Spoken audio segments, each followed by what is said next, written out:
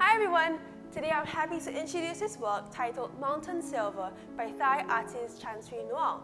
In his stunning work, he captures the majestic essence of the mountains in a striking shade of silver, with a lone red figure standing on top of the peak, looking down below at the beautiful scenery below.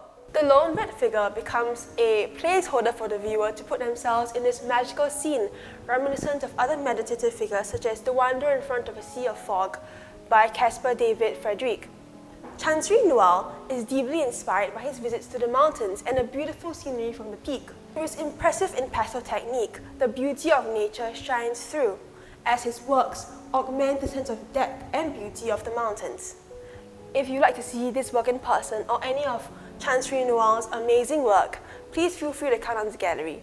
Thank you for watching and stay tuned for more exciting artworks.